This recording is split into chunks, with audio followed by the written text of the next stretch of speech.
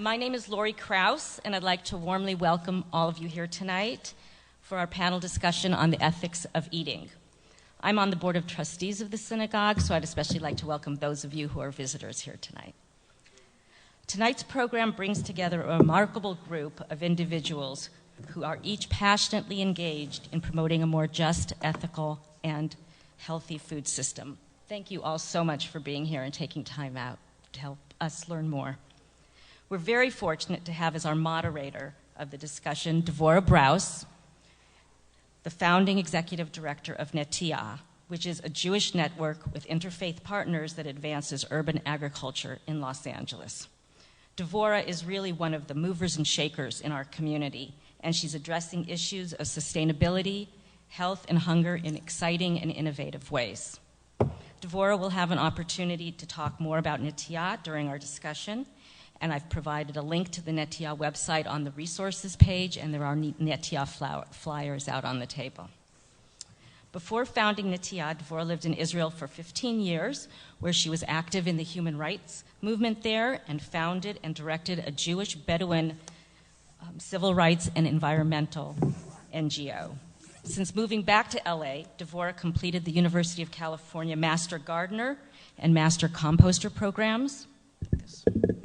She became certified in biointensive gardening and permaculture design. She founded the ICAR Green Team, and she co-founded the food justice track of the Chazon Food Conference. We are so grateful for Devorah's participation tonight, and now I'll turn the program over to her so she can introduce the other panelists. Before I do, I did want to mention, though, we are being filmed and audio recorded, so this will be available on our website, the video version, and the audio version will be available on iTunes. Thanks. Shalom, good evening, and welcome to our conversation on food ethics. Growing up as a Twinkie-loving, mac and cheese-eating Jersey girl who never planted a single thing in her entire life, I went to Israel. I planted fruit trees all over the region for the 15 years that I was there. And not because it came from my roots and I understood what I was doing, but because I was really compelled by the idea of connecting to land. We grew up and we drove everywhere. We didn't really have a sense of connection to land in New Jersey. So when I went there, I was very, very drawn to the idea of understanding what it means to be a part of a holy land, to have a holy or a sacred connection to land. I came to the Jewish food organizing from my roots in the land rights movement over in Israel. I had a very deep connection to the principles of environmental teachings of Bal Tashchit. This is the biblical and the rabbinic laws forbidding the unnecessary waste and reckless destruction of resources. And I wrote my master's thesis in response to uprooting fruit trees. And this is something that I founded Bustan to address over there. Bustan is a word that both in Arabic and Hebrew means a polyculture of fruit trees. And in both Hebrew and Arabic, we were planting fruit trees all over the land. Today, Bal Tashchit for me is something very different. It's all about composting. It's all about sourcing food that's pesticide-free, non-GMO, and locally grown when possible.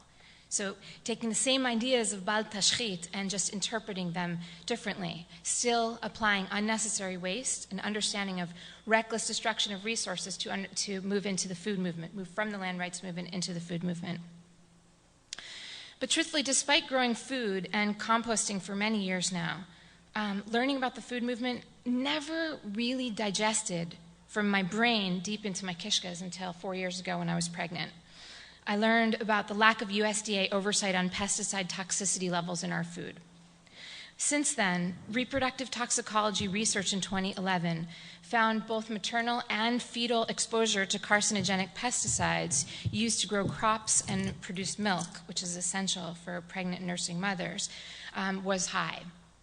I learned that even though I grow much of my own food and raise hens for our strictly vegetarian family, still I'm likely exposing myself, my infant, and my toddler to toxins, and that's terrifying.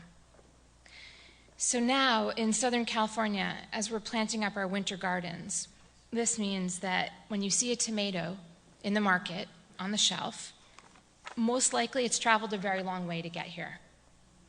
Most likely it's come all the way from Immokalee, Florida.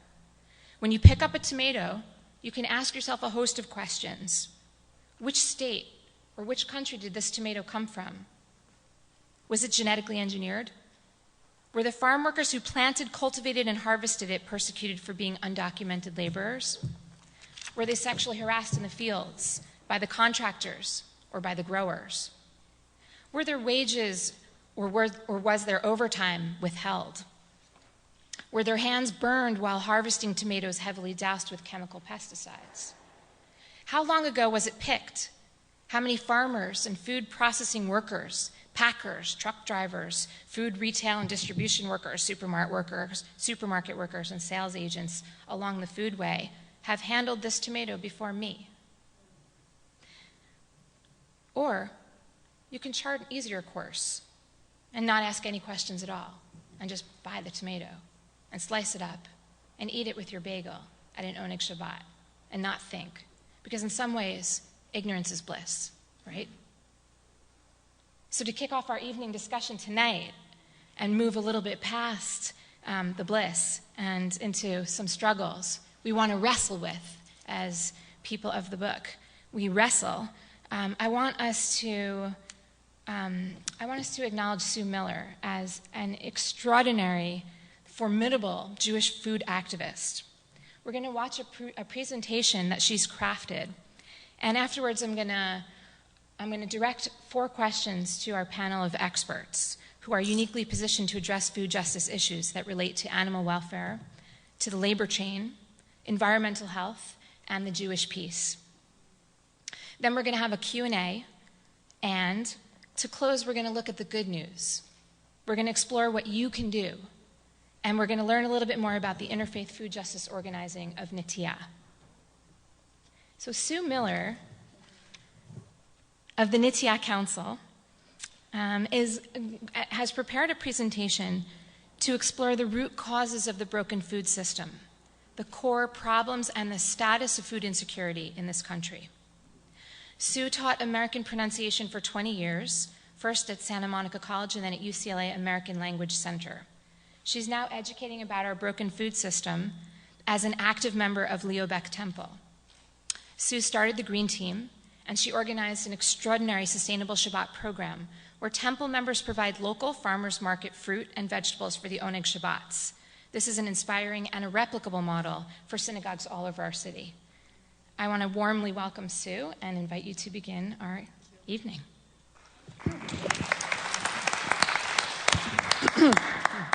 Thank you very much for inviting me and for having this panel here. I'm just delighted to be talking about food because it's such a hot topic today. And food is also in transition, both in our country and in the Jewish community. And it's very hard to keep up with all of these changes. So as a prelude to our discussion tonight, I just want to look with you at some of these changes and try to connect the dots between our personal food choices and some of the larger social and ethical issues that we all care about. This is a map of the United States. Anybody have an idea what it is?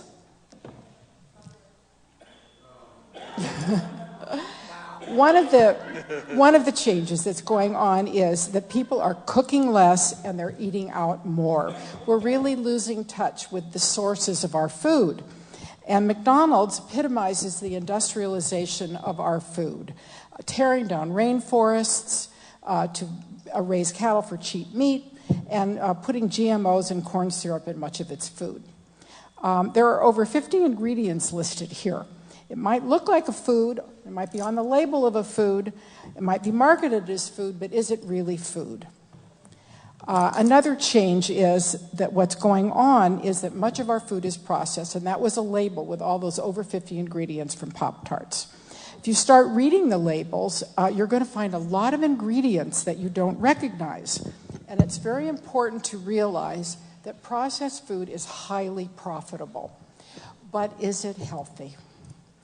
Another change that's going on is that following World War II, meat became affordable. And with the increased demand, it's now become a highly profitable global industry. The meat market learned to mass produce meat on very large scale factory farms.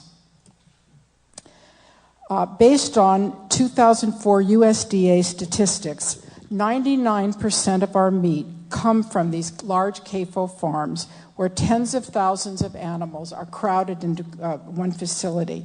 The CAFO is an acronym, a USDA term for Confined Animal Feed Operations.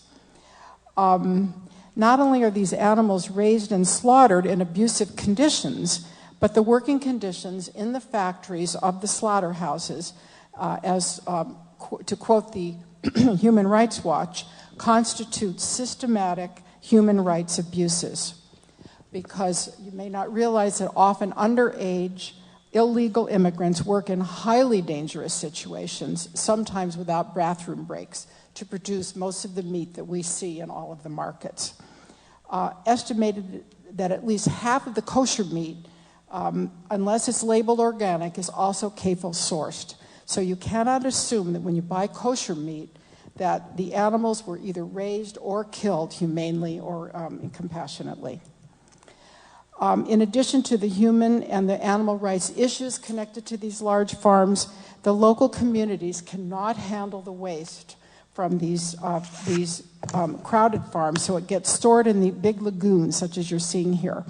And these animal waste lagoons are filled with toxic bacteria, viruses, and antibiotics, which ultimately overflow and end up in our water supply.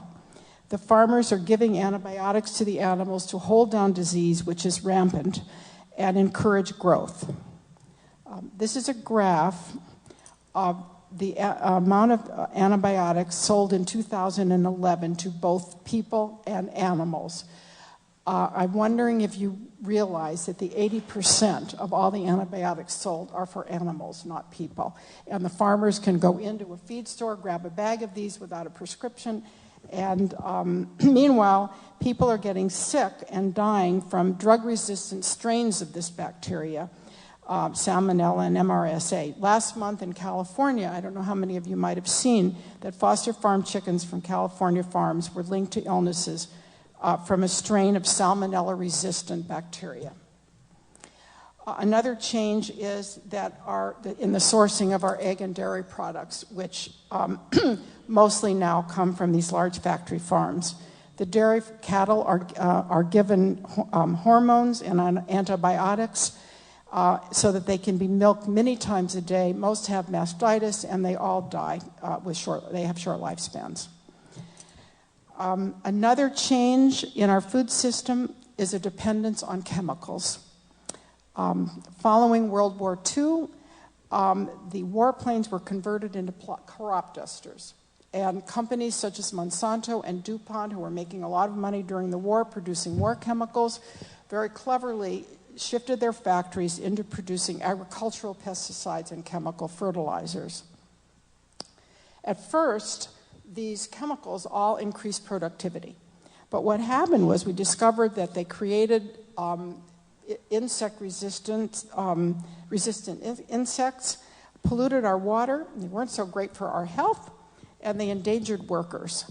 I went to a meeting, a PSR meeting, Physicians for Social Responsibility meeting a while ago, and the doctor there who worked up in the Salinas Valley with these farm families said that the incidence of breast cancer among the farm workers' wives is way higher than the average population, and that the children, he said 100% of the children had asthma or some bronchial or related kind of ailments, but most of them have asthma. The U.S. spends an estimated $20 billion or more on pesticides. So what happened to all the healthy topsoil in the breadbasket of America here? Well, the overproduction of corn and soy and the use of pesticides and heavy fertilizers eroded the soil and depleted the earth. These pesticides run off into nearby waterways, and they end up in the ocean, creating huge dead zones. People don't usually think of this when they're grabbing a bunch of carrots or a head of conventional lettuce or eating at a salad bar. According to the EPA, 80% of our precious disappearing water supply is used for agriculture. And agriculture is also the largest source of water pollution. 97% of our rivers and streams test positive for agricultural pesticides. It's really kind of shocking. 92% of the edible freshwater fish test positive for agricultural pesticides. Breast milk tests positive for agricultural pesticides. I don't know the percentage, but they do find pesticides in breast milk. So the health implications of our industrialized food system today are quite significant. Our health care costs are escalating due to all of the diet-related diseases. A lot of this is tied to the government subsidies for corn because of all the corn syrup that's being added to so much of the processed food. According to Dr. Andrew Weil, corn syrup is not just an alternative sweetener, it's a cheap sweetener that is a major promoter of insulin resistance and obesity. The United States is the least healthy country in the industrialized world. Another change that we see today is that all people do not have access to fresh, affordable food, especially the poor. There are large areas in Los Angeles where people cannot buy fresh food. Everything is processed or packaged or bottled. You can buy potato chips, but you can't buy a potato.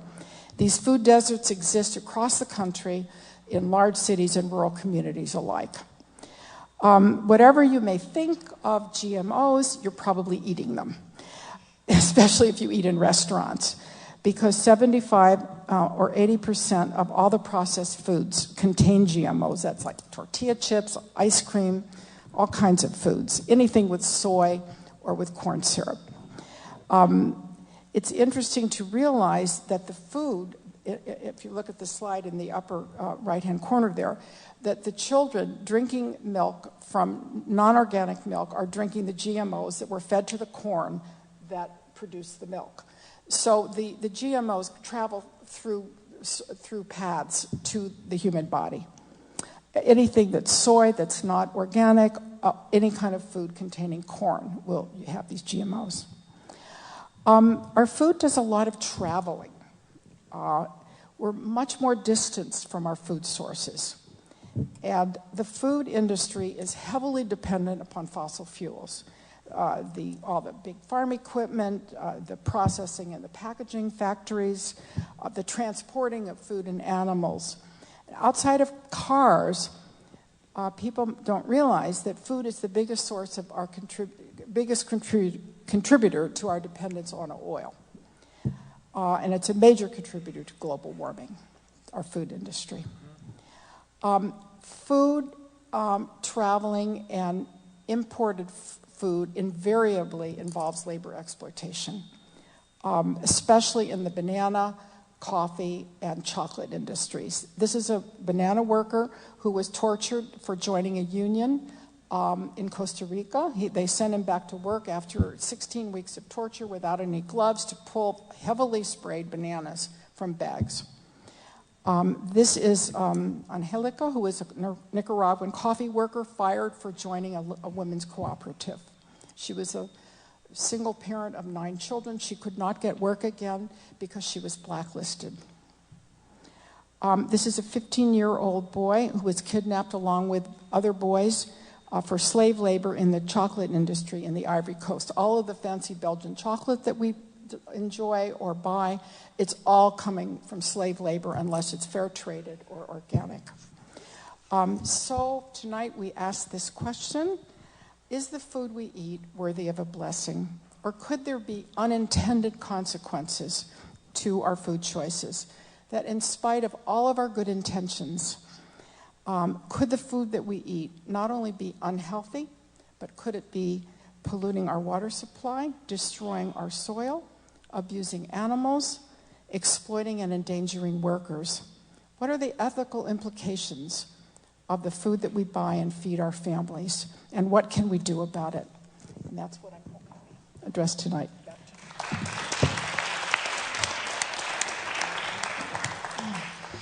That's a mouthful.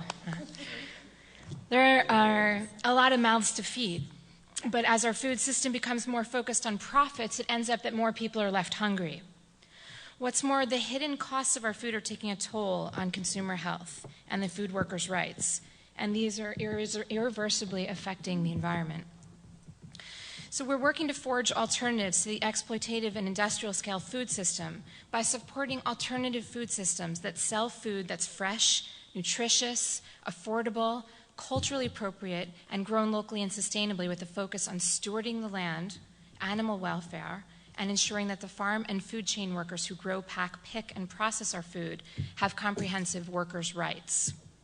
With that in mind, I'm going to introduce you now to our all-star panel of Jewish food activists and organizers to delve into our conversation on food ethics. Thank you, Sue. Rabbi Jonathan Klein serves as the executive director for Clue LA and has done so ever since 2009. He also currently serves on the boards of the ACLU in Southern California and the anti-war Interfaith Communities United for Justice and Peace.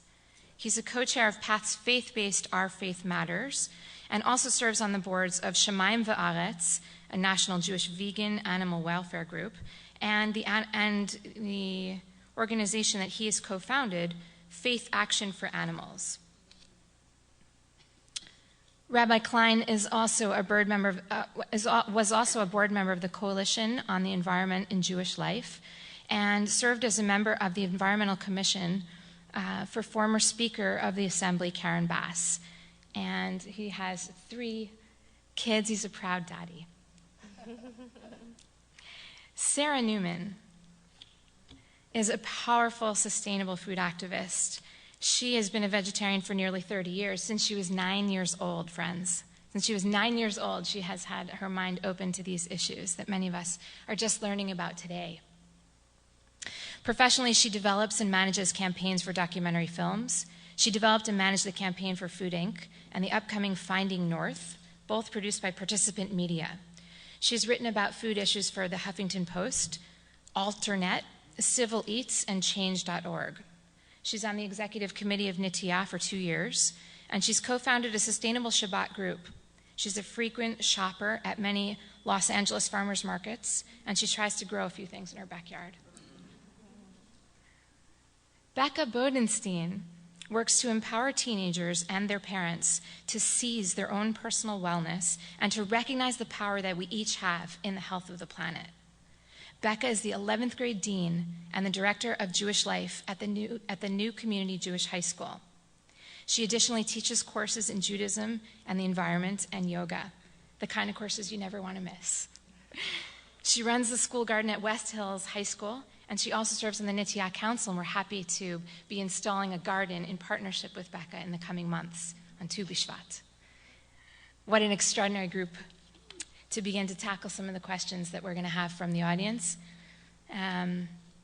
But before we do so, I'm going to pose 4 questions to the group. So you get to see some of their responses and then think of some of the questions that are not yet addressed from their responses. I'm going to start off with you, Rabbi Klein. What is the most important thing that people should know about the industrial food system today, and why? Oh, gosh. Well, sorry about that. Hi, everybody. Thanks for coming out. Fundamentally, our food production system is built upon consumer, quenching a thirst that consumers have. And in our zeal to make sure that everyone has something that they can buy, we find incredible injustices that arise on all levels, whether it be in the production of food, whether it be in the distribution of the food, or even at the point of retail, which is the work that I do with Clue.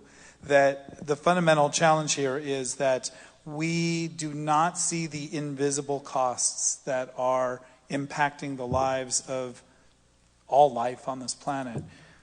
Most of what I do with Clue is focused on human beings and the struggle and the suffering that they experience through the exploitation that the food chain, the food system creates. Because people want their cheap purchases. And so we pass the costs on in one form or another, in one place or one context or another. But it also goes to the animals themselves that are also mistreated and suffer horrible fates because of our thirst to satisfy our needs as human beings. So I guess the one thing that kind of unifies all of this is a sense of injustice to those without the power to have control over their fate. Sarah, can you address the same question, Sarah? Sure. And thank you again for having me tonight. Obviously, I agree with everything Jonathan said. One thing I would say is that we as a society all pay the costs for our food system. So even if I have the luxury of being able to go to a farmer's market or Whole Foods and buy organic food, I, as a member of the society and as a taxpayer, I am paying for the fact that people who are undocumented picking tomatoes do not have health care benefits. They are not paid living wages. So if you think about where your tax dollars go, think about our health care costs. We are paying for the fact that people are polluted by pesticides, that their children are polluted by the pesticides. So think about just from a micro level, let's take Monterey County, which is the salad bowl of America. Most of the produce of our country is grown there. It also has actually one of the highest obesity rates. And this is with the large population of farm workers. So these people are not going to be paid a living wage. So they're going to need social benefits. So let's think about that as a taxpayer. Second, they're exposed to pesticides. Their children are exposed to pesticides. They have neurological delays and developmental issues and so forth that, again, our schools are going to pay for as a society. Our healthcare system is going to pay for. On top of that, these farm workers are not making enough money, and they rely upon food banks to supplement their ability to have food. Charity alone is not going to solve our hunger problems. And then on top of that, they're working for these corporations that are making billions of dollars and not returning that investment in the community. So, that's just a micro example. I could talk to you about Walmart, which is the #1 place in America for people to cash food stamp benefits. And the reason is because Walmart employees are not paid enough in wages to be able to afford to buy food. And so Walmart likes to say, we're the #1 place to, cash in food stamps. Well, that's because they don't pay their employees enough money, and so they have to receive government subsidies. And that's just one small example. So when people, I think sometimes people are attracted to the, like foodies, and I'm a foodie, and I love eating like cool, local organic food and creative food and this and that. But we really need to take it beyond just thinking about ourselves and the price that we as a society pay when not everyone has access to sustainable, healthy food. And we, until we look at that and connect the dots between the fact that I can go to a farmer's market and someone in Monterey who's picking food cannot eat healthy food, what does that mean for our society? What does that say about our society's values, and what is that costing us? Excellent. So, repeat the question. Sure, just what's the most important thing that people should know about the industrialized food system today?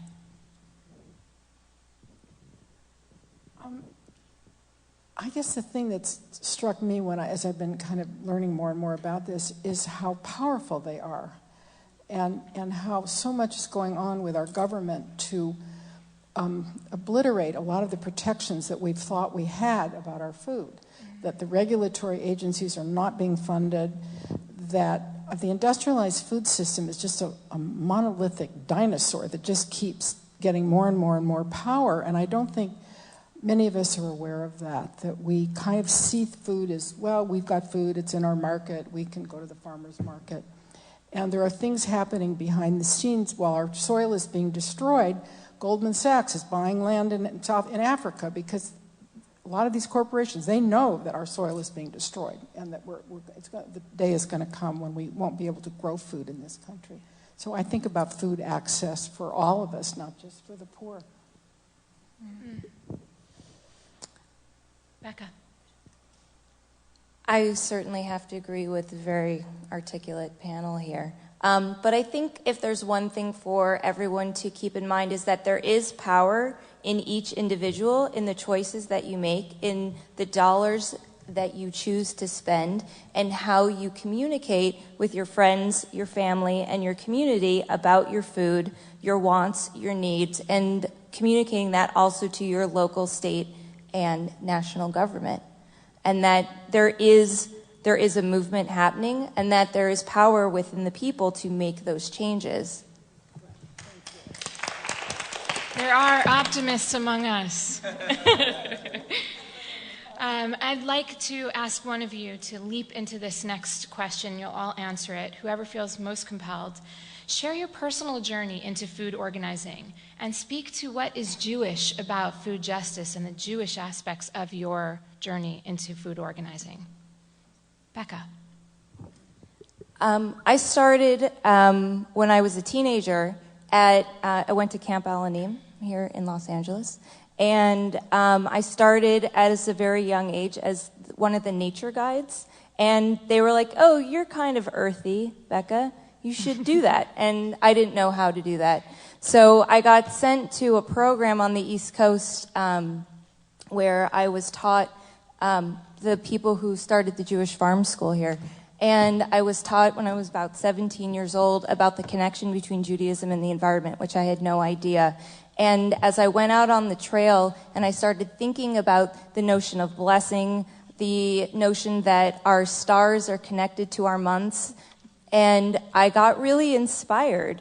I spent quite a bit of time in Israel studying. I did a desert ecology program post-grad. I did environmental studies as my major in university. I studied at the American Jewish University, where I was able to cultivate a master's degree focusing on school gardens. And I would say that there's such an amazing community here in Los Angeles. I worked at the Shalom Institute not too far from here in Malibu for 3 years, running their garden, and every single day having your hands in the earth and being with kids and inspiring them as they're tasting for the first time, as they're touching for the first time, as they're really truly engaging with the earth, you can't help but feel that this is it. Like, this is it. Let kids run free and be a little dirty and eat delicious food and have their eyes light up because they had no idea that this is what a pomelo is, or whatever. There's just so much amazing wonder that connects Judaism and the environment together. And it comes from your soul and your hands and your eyes and your taste buds. And I find it instinctual. And so that's where I come from, in short. Beautiful.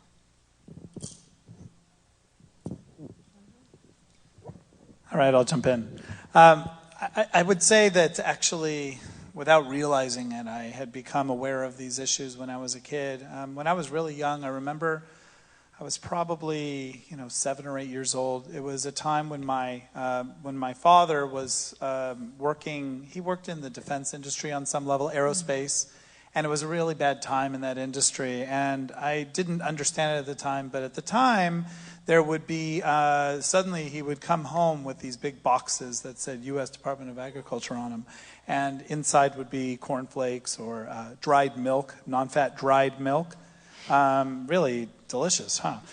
So he would come home with these boxes, and I would get excited because I got cornflakes, a little sugary kind of a cereal instead of the puffed wheat that my father normally would eat. So for me it was great, but I knew even then somehow that this was not great for my family, that they were experiencing this.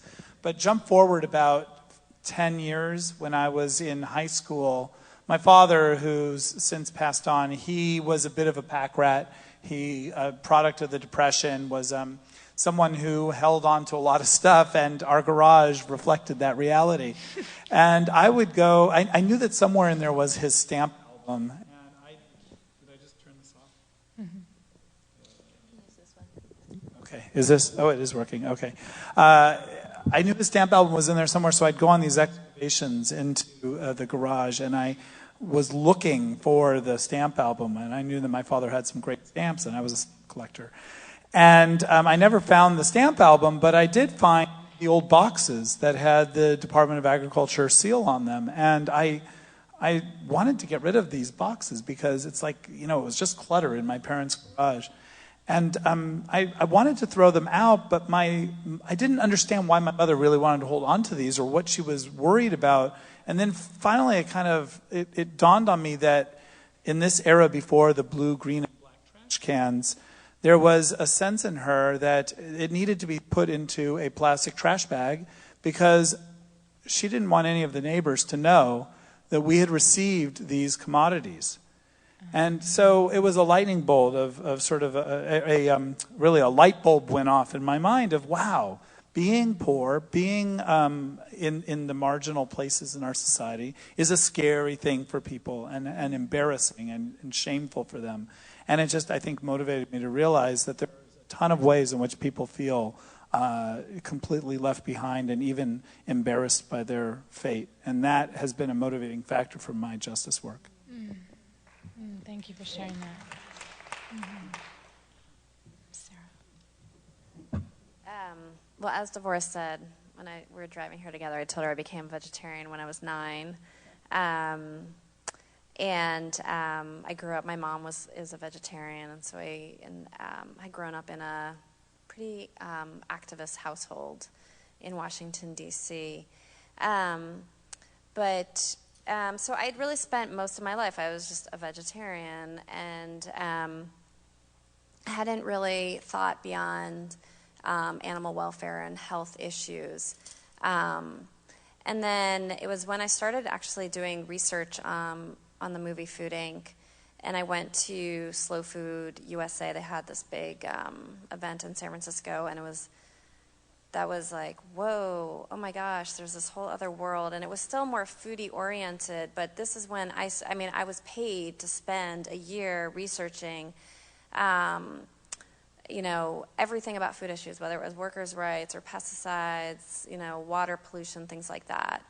And I have actually a master's in public health, and in public health school, the number one issue that people were most interested in was obesity. But I, meanwhile, had been doing research on pesticides. But when I started doing this Food Inc. research, this was like, oh, I understand the whole thing now. How everything is connected, whether it's workers' rights or animal welfare, obesity, food access, things like that.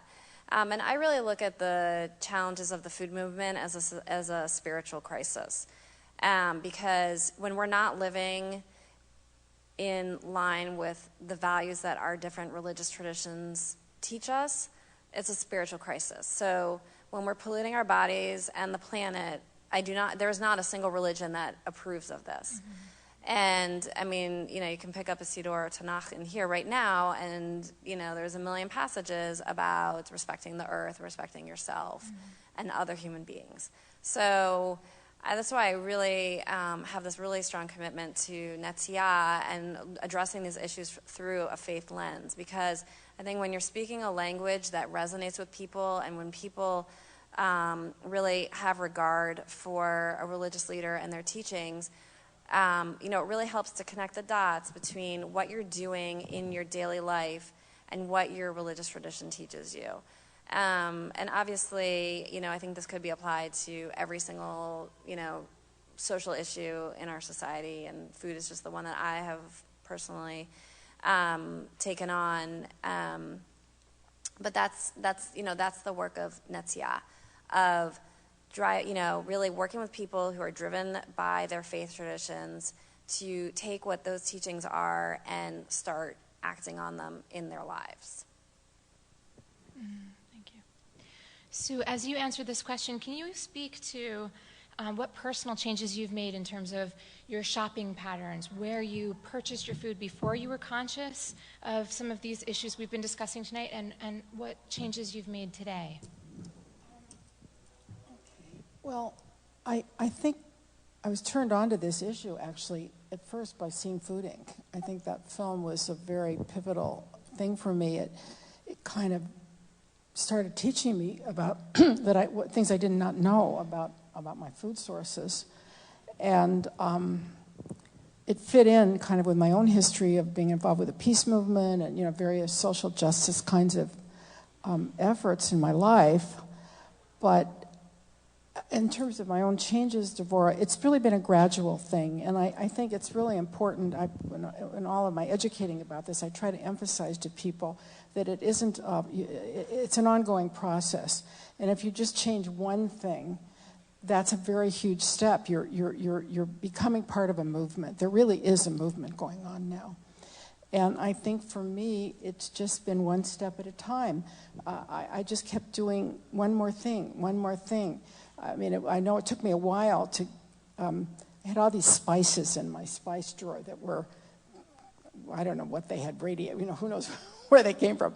But eventually, I finally got to the point where I started buying organic spices. That was a big step because they were so much more expensive. But I think it's just been a step-by-step thing, and especially going along with learning, the more I would learn, I mean, when I started learning about the animal situation and the cows and all that, that was a big thing. It was really hard for me not to make certain changes as I learned.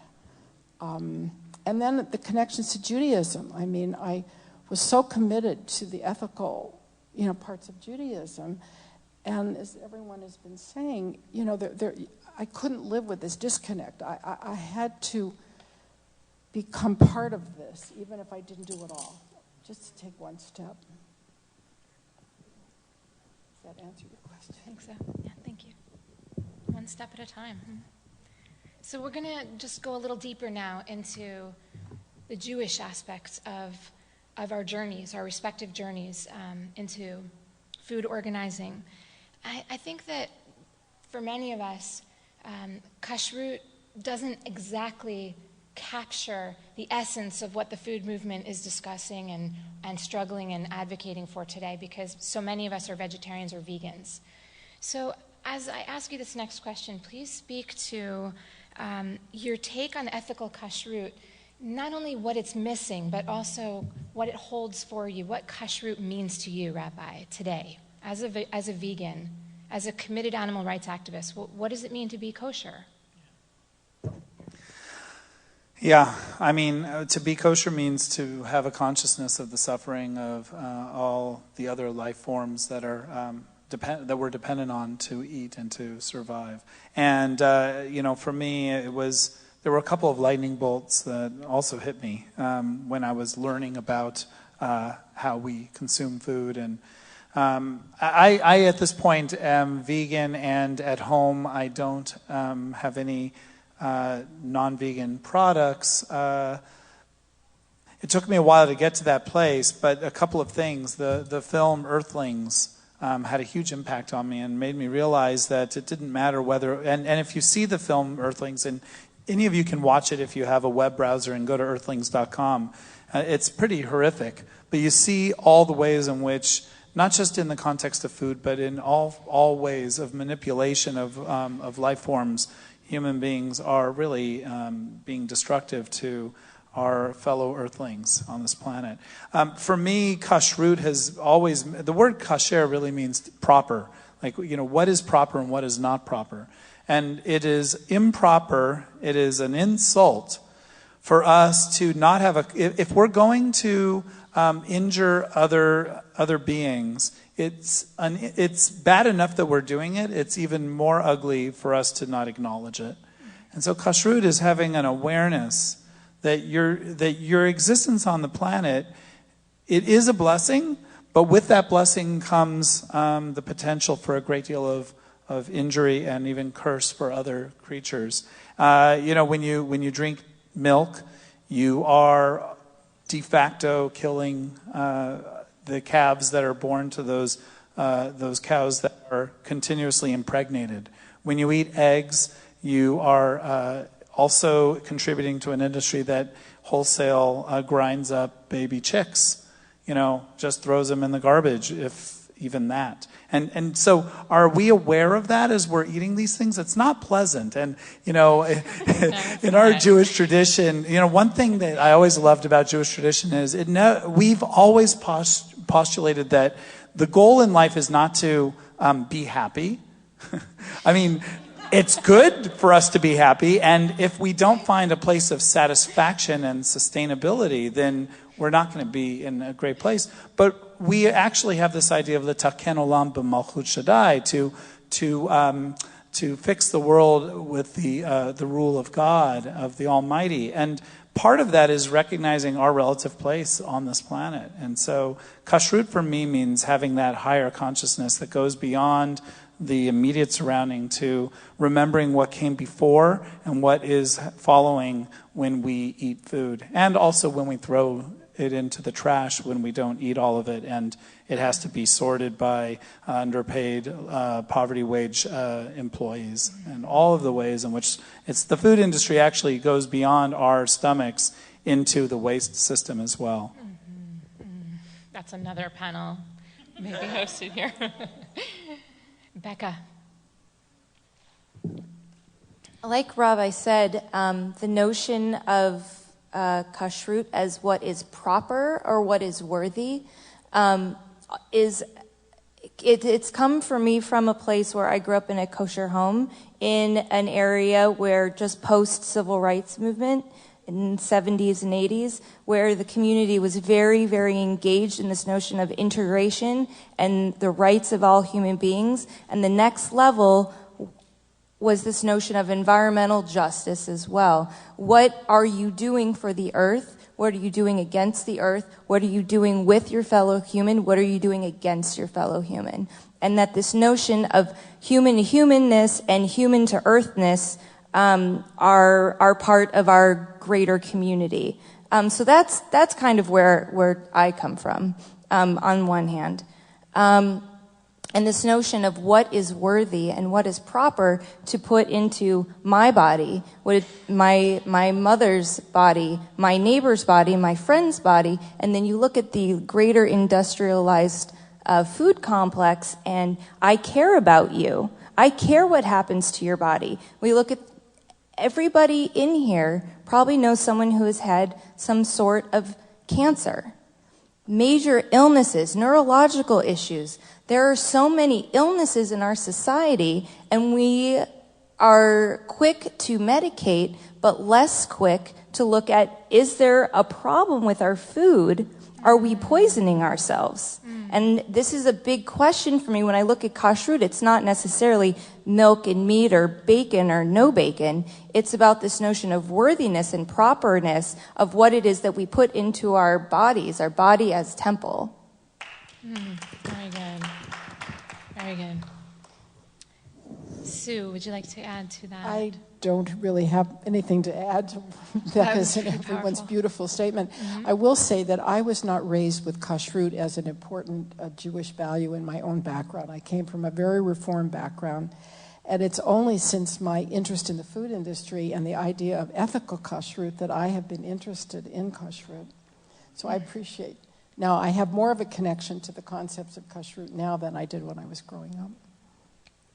It's interesting. Before Sarah, I'll just mention as a Reconstructionist community, and some of us are also Reform. Some of us are conservative, but really grappling with the idea of how to reframe, how to reconstruct, how to rethink some of these traditional ideas that don't exactly speak to us. And there is a movement happening not only across this country, but also in Israel to really wrestle with what it means to have a K in a circle on the outside of a product, to be a stamp of a kosher, a certification. What does that label mean? And what does it mean to have a U? And is there a way of connecting more deeply with the concept of a hechsher? And I think that one of the things that inspires me the most is looking at how we as Jews can really wrestle and say, okay, the standard that has been upheld for all these years doesn't speak to me. It doesn't mean anything to me because it doesn't touch the issue of GMOs, and it doesn't touch the issue of other things that matter so much to me as an organizer, as an activist. So the organizations that are looking at Ma'agal, like there's this Ma'agal Tzedek and Tav HaYosher, these new labels that are coming out now, are helping communities to rethink the values that we place behind standards of kashrut, so we can become more conscious and more clear of what it means to put food inside our systems that have been stamped with approval. For me, for example, what matters most right now is that I buy a product that is stamped and certified non-GMO. And kashrut doesn't touch that issue. So I'm inspired by the Reconstructionist movement, by the Reform movement, and by groups within each of our other movements throughout Judaism that are really, really deeply wrestling with these questions right now. Sarah, can you add? The only thing I would add is that my Israeli boyfriend will often say to me, Sarah, if you have to choose between sustainable and kosher, what would you choose? And now my answer is sustainable. I mean, it's the same as Devorah. Like, if I had to choose, a product that was GMO-free or organic and GMO are the same, if something's GMO-free, then if something is organic, it cannot have GMOs. But anyway, between that and kosher, I mean, it's a no-brainer. One thing I would say is, if you look at,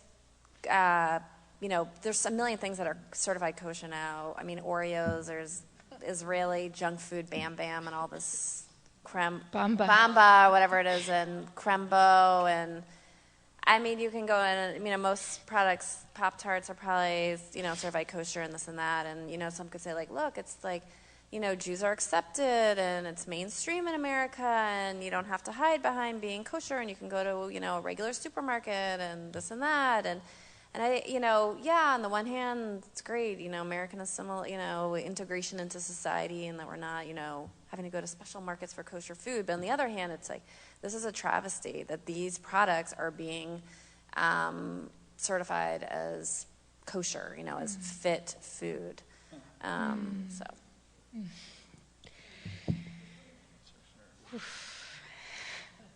Becca. Because I'm a teacher, I brought handouts. So on this handout, there's there are 4 parts. What is kadosh, sacred? What is kasher, proper? What is tahor, permissible? And what is tameh, impure? Which are classical Hebrew words for describing what is and what is not kosher. So I want you just to take the handout and make a list for yourself of what foods are and are not for you. Does anybody need a handout? Put your hand up if you need a handout. By the way, if you go vegan, then you only have to worry about Passover and wine, pretty much. That's it.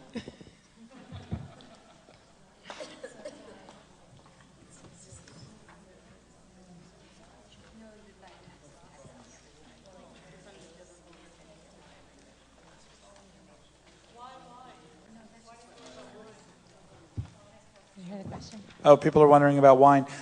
There's some really strange laws out there. I say strange as a liberal rabbi that talk about the possibility of wine, the grapes that are picked, being potentially used for sacramental purposes by other religious traditions. And there's this unusual category within the Talmud that talks about what would happen if you drink wine that was used for sacramental purposes by Christians or other religious traditions, because as we know in the Catholic tradition, when you drink wine, you're drinking in the context of what's it called? Communion. You're literally drinking, according to Catholics, the body, the blood of Jesus.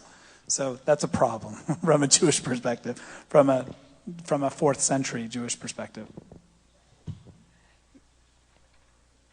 might also be a problem that a lot of the standard of kashrut, what distinguishes wine from, what makes a wine kosher, is if the impurities of having non-Jews work the grapes and press them is removed. And so for people who are very much interested in being inside a multi-faith, multicultural, multi-ethnic society, that's a difficult one to swallow as well. So kosher wine carries with it a lot of weight and sugar. Becca, did you want to explain this any further, or should we move on? It's really more of an exercise for you to look at the food that you personally consume. What is it that you deem worthy, legitimate, sacred, impure, permissible, etc.?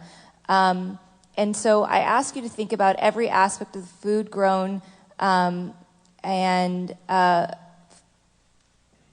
think about food that's grown, food from family and cultural obligation, your personal taste, the appearance of food, allergies that you may have, and how food is grown and harvested, if that is or is not a thing for you. So it's just an exercise for you to think about what to you personally is legitimate, worthy, impure, pure food for you. And we'll see what happens if we have time at the end.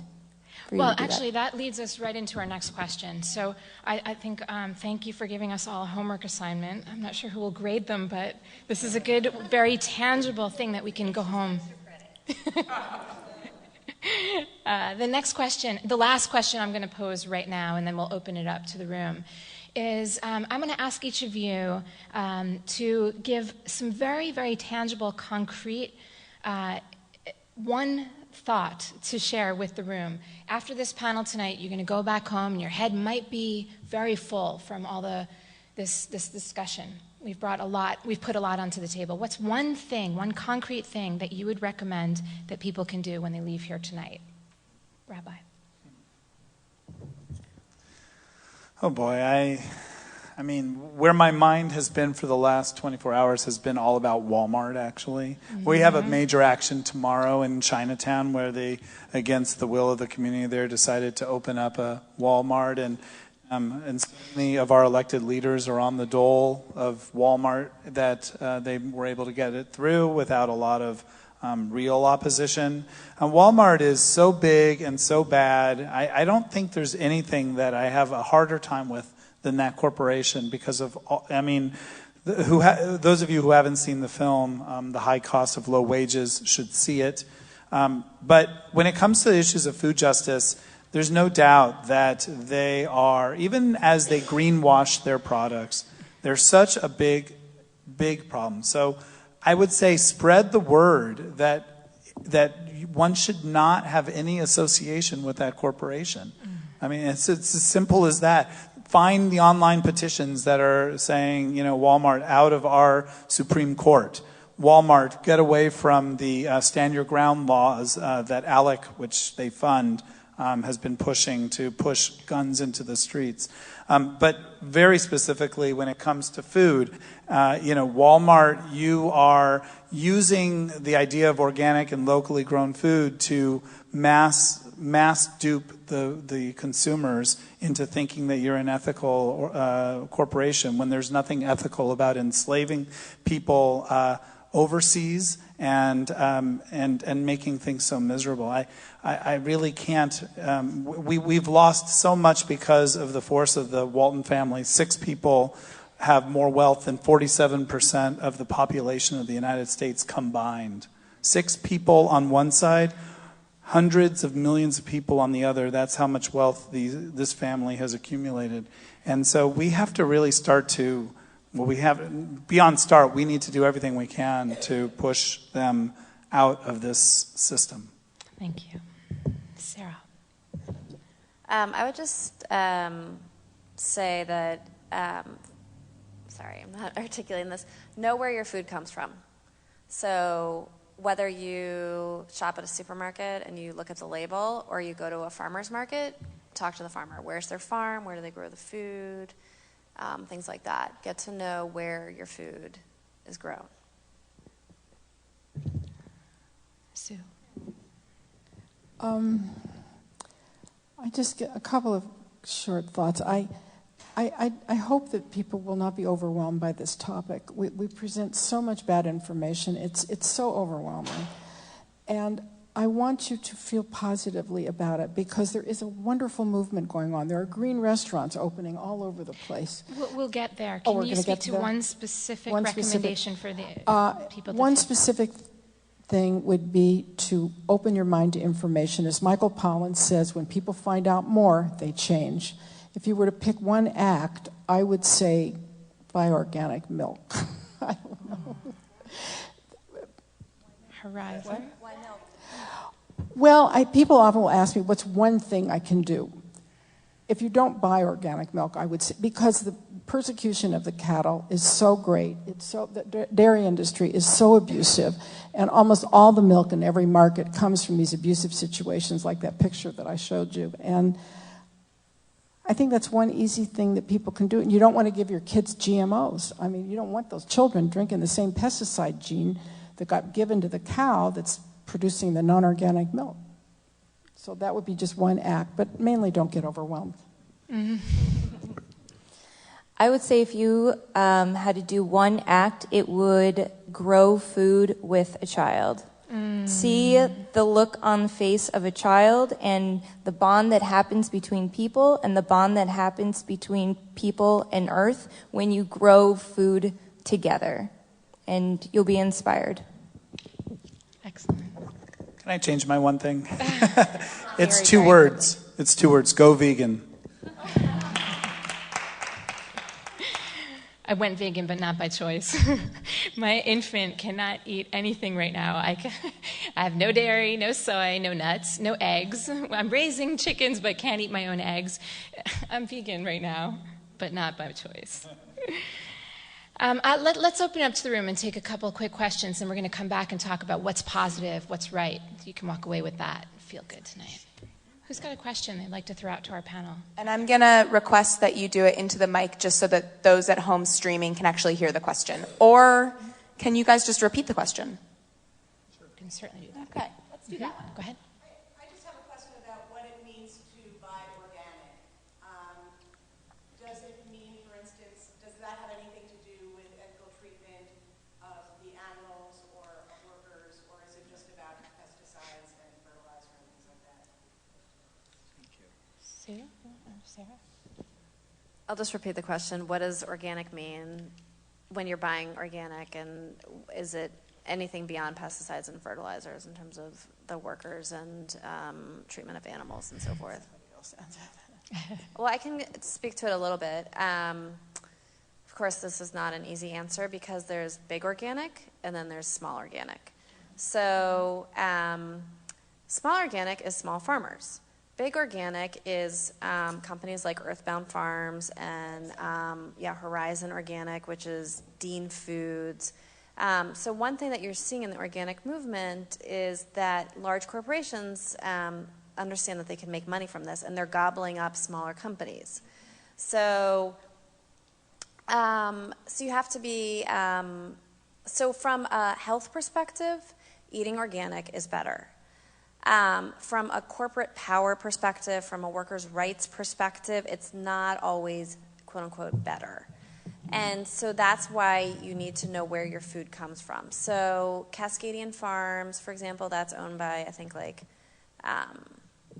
Kraft, or I don't know, one of these big companies. And one of the things you can do is if you look at the GMO labeling law that unfortunately did not pass in California, and they just voted on it in Washington State.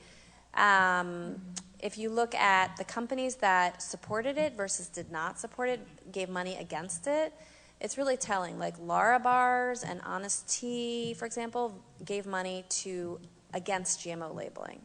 Naked.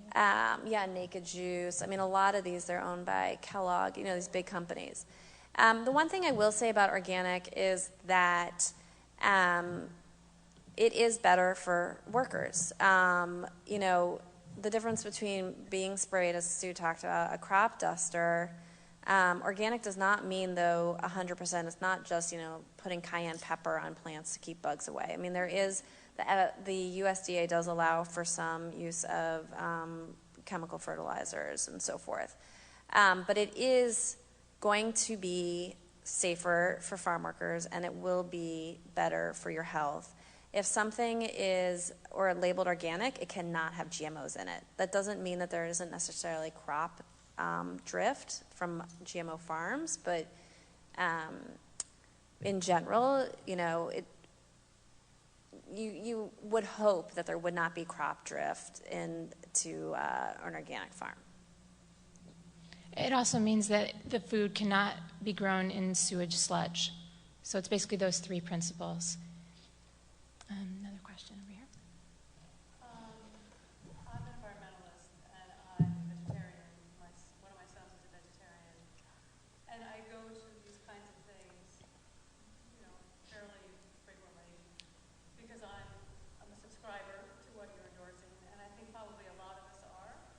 Where my frustration lies is when I'm out in the world and I see people with their water bottles and their shopping carts full of meat, and I feel like I don't know what to say to people. I mean, when I'm with them on a personal level, I try to educate them a little bit, but I always feel like the place to go is in schools, and I have one child in public school and one in private school, and they never are really educated about plastics or pesticides or animal rights or human rights. I just feel like this has to get into the schools, not just to adults. I mean, or do you feel like this?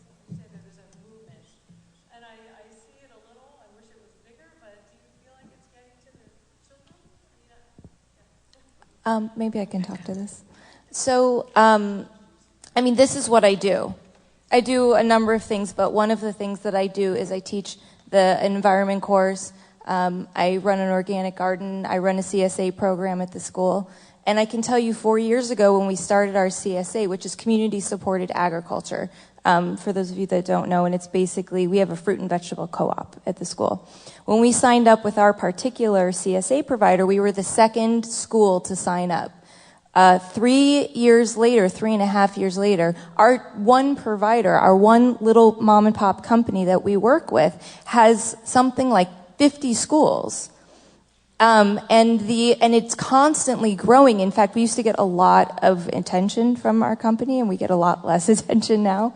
But that's okay, because there's hope there. There's one company that's bringing together all these local organic farmers to bring fruits and vegetables to schools, not only just so that people have, their co-op boxes, but programming. Anytime we have an open house, I bring, speakers such as all of these wonderful people to my classroom to have these conversations. We always watch Food Inc. In fact, I question often showing Food Inc. in my class anymore because they've already seen it in some of their other classes. And they're like, oh, this one again? It's so depressing. You know what I mean? We haven't gotten there yet, guys. And I think you're right. It is in the schools where you can reach parents, where you can reach kids, and they become voters, and they are consumers, and they make choices. So I think you're right, and I think that there's a lot of hope there.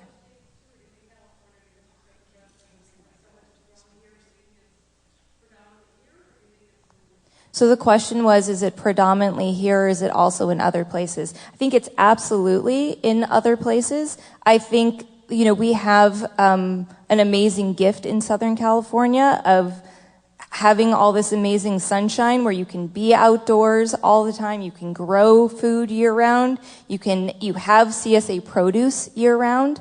But I'm on a listserv where there are CSAs happening in New York and New Jersey and Connecticut and Colorado and certainly in the Bay Area. I don't know if anyone else wants to address this, but this is absolutely a growing thing where parents are interested and educators are interested. Children are learning. There's really quickly, there's a group called the National Farm to School Network, which is based out of the Institute for the Environment or something to that effect at Occidental College, and they oversee all of the farm to school programs They're like a coalition group, and there's thousands of farm-to-school programs at schools all around the country now. And the one other thing I would say is that what you do in your home really resonates with kids. And I mean, like Devorah said, I became a vegetarian when I was 9. My mom is a vegetarian, and so, you know, it was someone I looked up to and respected and obviously emulated. So what you're doing in the home really will translate to your kids. And it might not feel so good if somebody approached you when you were in a market online and said, I don't think that it's good that you're buying that much meat. So I agree that you can have more of an impact going through your institutions as well. Through schools and through your religious institutions, we can make a difference. Hi, my name is Nicole, and thank you all for speaking tonight. It's very educational, and this place should be packed. First off, so I had a statement that I wanted to make and a question, and it stems from what they were saying, and I'm very much like you. I am an environmentalist. I work with working groups. I have a working group in Venice called Kiss the Ground. We're starting a community garden and an art installation, and we had a very big gentleman that's from Portland by the name of Mark Lakeman, who's an architect and a community builder, and communities can organize. So you guys as a community can go into your community and transcend this information in a positive manner. One of the things that really struck me is everything that you talked about and big oil and all of this, and we all know that we've been beholden to the big oil. And besides using our cars less and looking at good food, I want to know what your take is on getting LA to compost, understanding that it'll reintroduce the soil back to health, where we can then grow our own food in schools and in homes. And if you can't grow food in your home or in your school, having your neighbors do this with you and making more of a community. What are your thoughts on activating that now that we have a mayor who actually cares about sustainability? And he installed a guy named Matt Peterson, who came from Global Green USA for 15 plus years, as the head of sustainability for LA.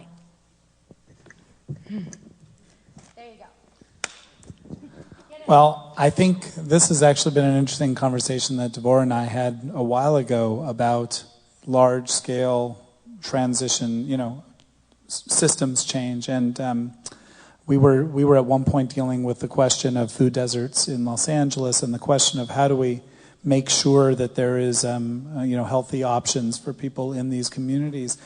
You know, I come with a strong commitment to labor and the worker justice issues, and out of that place, I don't know if we will all agree to sort of the conclusion I have. I don't think that we as a society are even close to the place where we've been able to figure out how to do sustainable agriculture in urban areas.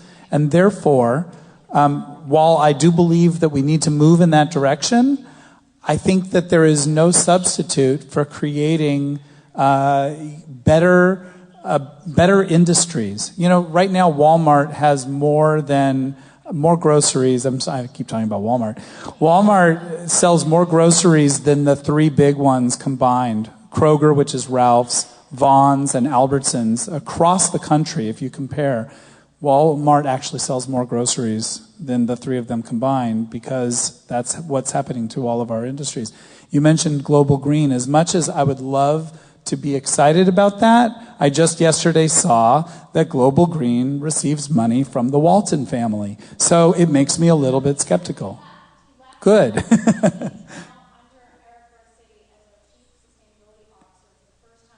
Yes, okay. And I respect Eric's choices on these matters. So, yeah.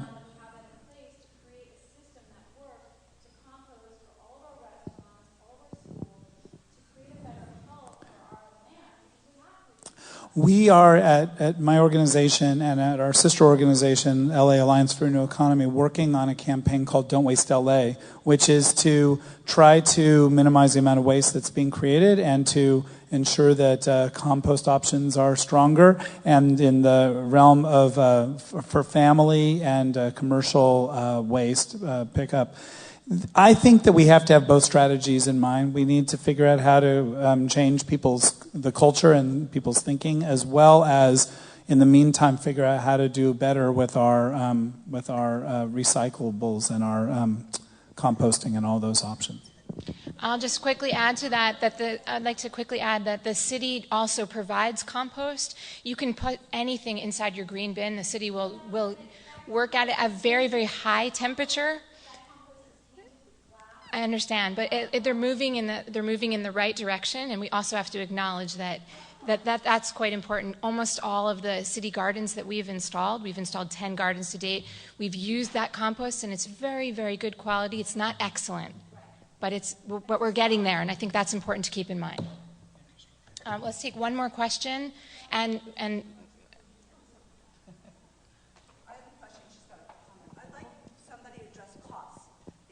very expensive. We're very privileged here on the west side to be able to go to the farmers market.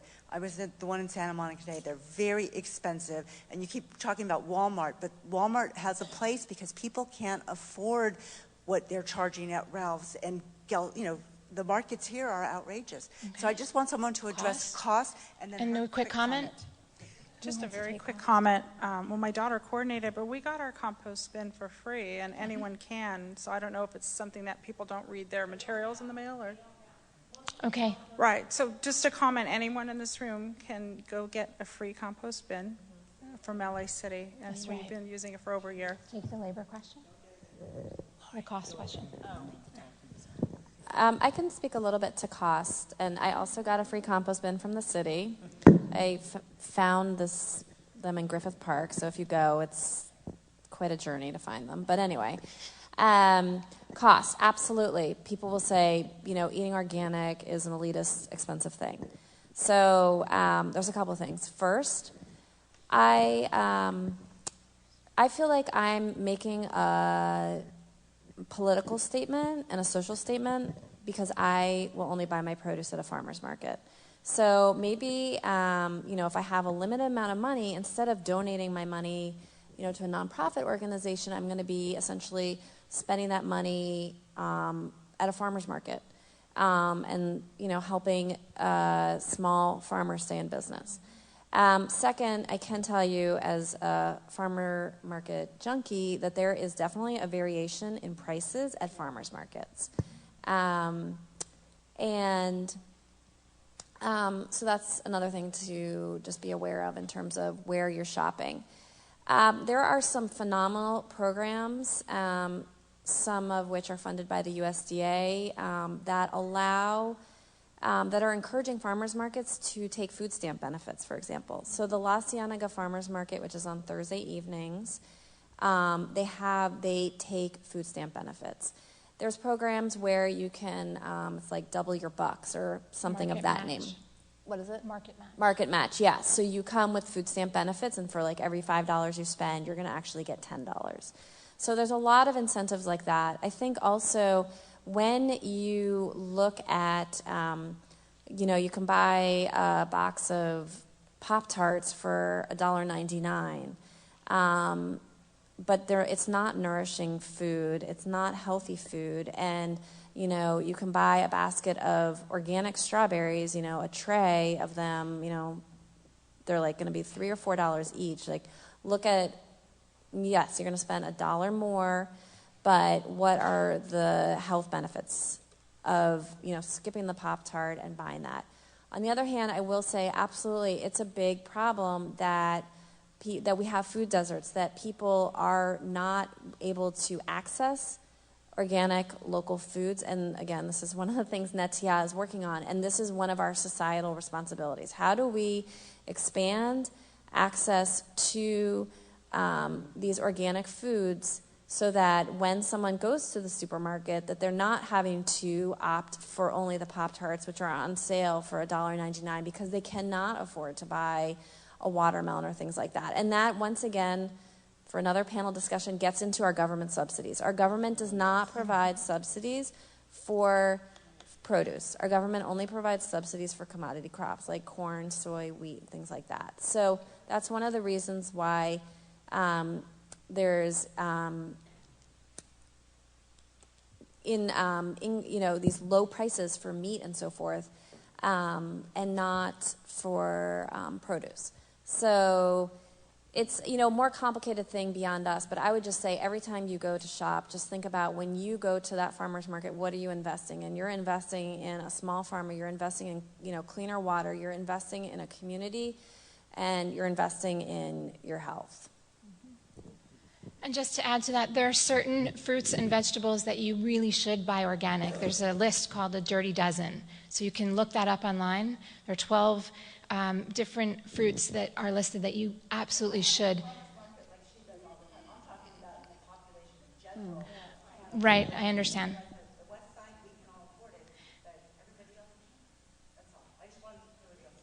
I think that for everybody else that can't afford it, that there's really a conversation about how important it is to go local and to buy food that's sustainably sourced, that we are purchasing within a 200-mile radius of Los Angeles. It doesn't have to be organic. So the Dirty Dozen list shows you the fruits that you absolutely should buy for your own safety and sanity to buy healthy, buy organic. But then there's also the rest of the vegetables and fruits that you don't have to buy organic. You have to buy local. And that's much more affordable. And okay. So I think what we need to do is very quickly, we're just, this conversation could go on, and I want to very briefly speak about what we can do. What can we do about all of this? So I'm going to share with you Nitya's approach to addressing something that really feels very vast. We tried to make this conversation as focused as possible by choosing just particular strands to think about. This doesn't cover the entirety of issues that are raised when you begin to really climb into the food movement. But what Nitya is looking at in LA, explicitly in LA, is how institutions can make a difference. So instead of just the environmental movement where we're going home and changing a light bulb, that kind of thinking that we maybe thought more about in the 90s, certainly in the 80s. The idea is, can we go into the institutions that we care the most about, and can we organize within those institutions to effect change? So we are now 32 institutions as part of our network, and we're trying to find ways that we can collaborate. Jews, Christians, and Muslims that care about these issues, that can we be stewards of the earth? Can we address issues like food insecurity from the place that we're deeply rooted inside our faith traditions? Can we work together to look at these issues and see the similarities and find the common ground and plant that ground together? So basically we have two programs. One does just that. The Just Gardens program plants ground together. We've planted up 10 food gardens around the city in our institutions. And we just received a contract this week to plant food gardens in churches and food deserts. So we're going to be going into East LA and South LA and building food gardens in churches this coming year. So it's a very exciting step for us, because like you said, we have access to every market, so we don't actually need to get food from our institutions. If there was a Kehilat Israel garden here, we wouldn't necessarily require that for our own sustenance, but in these churches they most certainly will need that. The most exciting thing for me about the Just Gardens program right now is that we're rethinking some of the agrarian roots of our tradition. So in the Tanakh, in the Bible, we study Ma'aser, which is tithing. Many of us give 10% of our income at the end of the year to charities that we believe in strongly.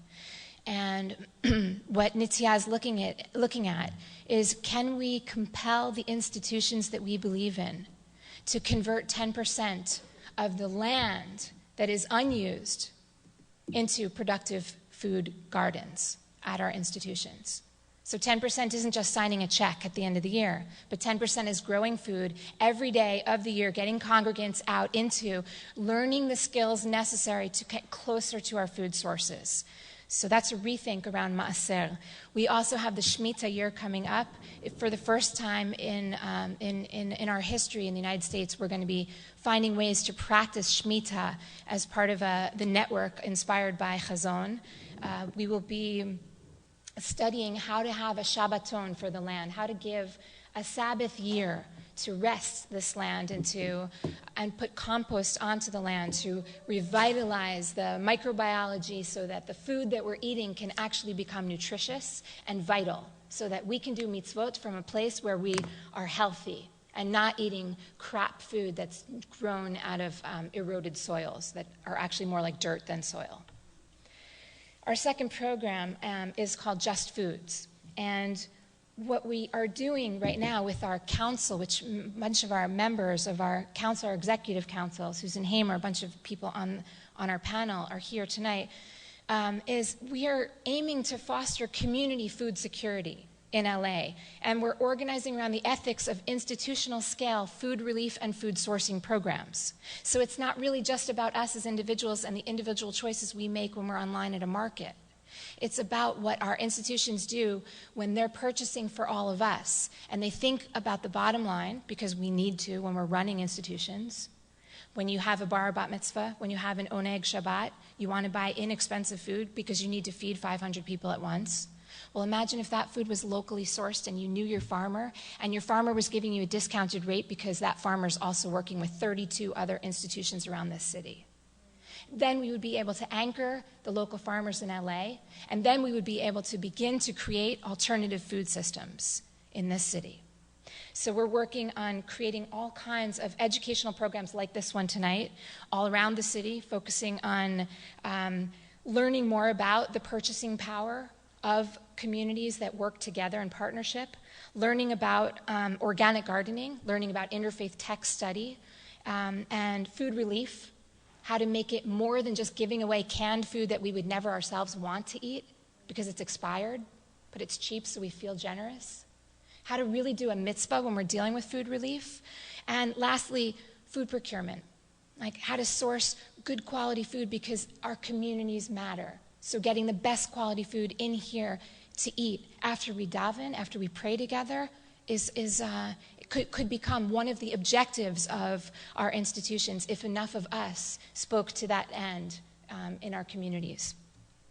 So in closing, I give that to you as a model because I think that what we're doing gives the possibility of taking different people's contributions and insights and energies and fusing them together in order to create a tangible difference.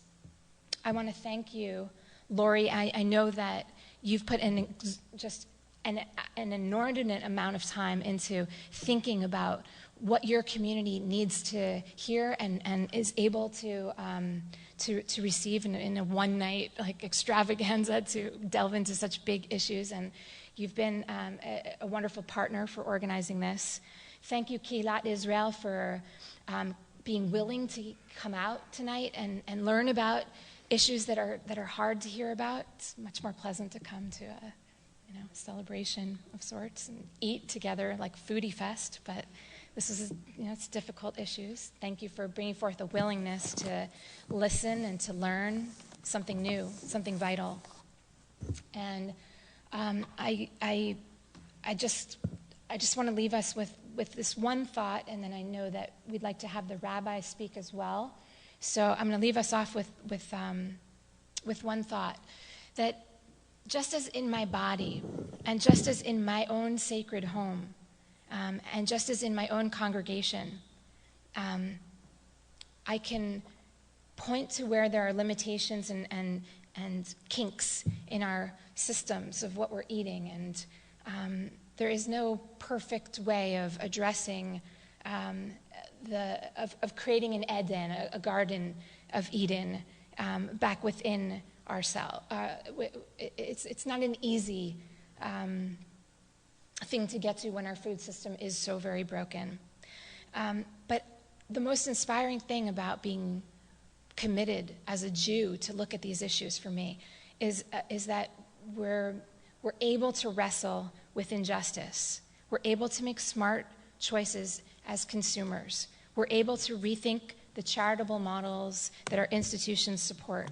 We're able to rethink the dependency on handouts that is necessary today from religious institutions and from governments and from individuals. We're able to rethink that and to find a way to move more towards food sovereignty and food systems that stem towards building an empowerment model for all of our communities to begin to work in partnership together. The corporations have found their ways of working together. We need to find ours. So if we want to urge that the food that we eat is worthy of a blessing, let us also urge that the food that our institutions take in be healthy and locally sourced, and that the food relief that our institutions give out be fresh and be green and also be worthy of a blessing. Because we stem from a really long line of wrestlers that have worked to reconstruct and to reform and to transform and to rethink all that needs to be changed. So we also hail from a rich agrarian tradition of tzedakah that provides us with the recipe of just how to do that. So thank you. Thank you for having us here tonight.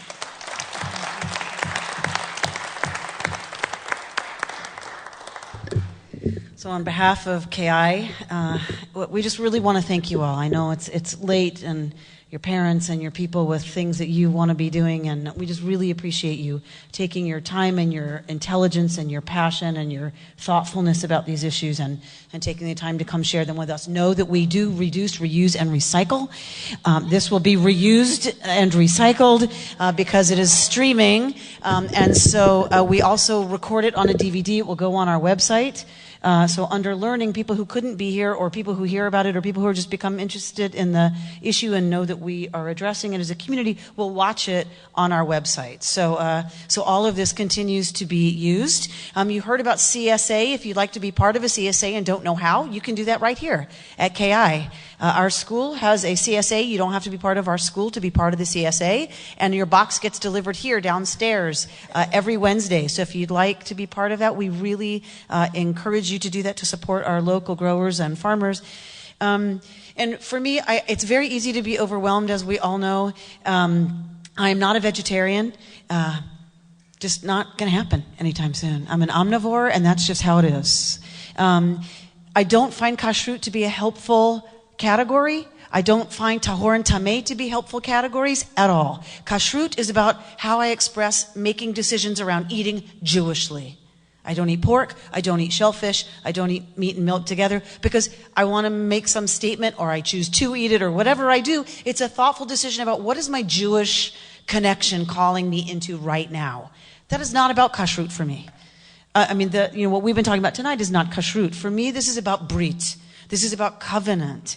And Rabbi Yitz Greenberg really encourages those of us who are not vegans to think about, Eden in our story is perfection. And perfection was vegetarianism. Well, the first thing that happens when Noah gets off that boat is that he sacrifices and eats an animal. So the creation that we all come from, the second, beginning, is not one of Eden, of paradise. Because somehow God learns in that story, says progressive Judaism anyway, God learns that we're just not there. And if we're expected to be there, guess what's going to happen? Smash it up and start over because we just can't handle it yet. And so for Rabbi Yitz Greenberg, he really teaches that, so the middle, it isn't, we can't handle it, so just do whatever you want. It's that brit, it's that idea of covenant, is how do we stretch past where we are now to the next reaching towards what for us would be perfection, what to us would be justice, would be, all about eating in a way that was completely in line with our ethics and our values. Most of us aren't going to get to total alignment. We just aren't. But rather than give up, the idea of brit can be really energizing, right? That we just take the next step into covenant, whatever that is for each of us. So I hope this panel has inspired you as it has me to figure out, okay, so what is my family's next step, my own personal next step into living into the covenant? Thank you so much for joining us tonight, and help me again thank our panel for being here.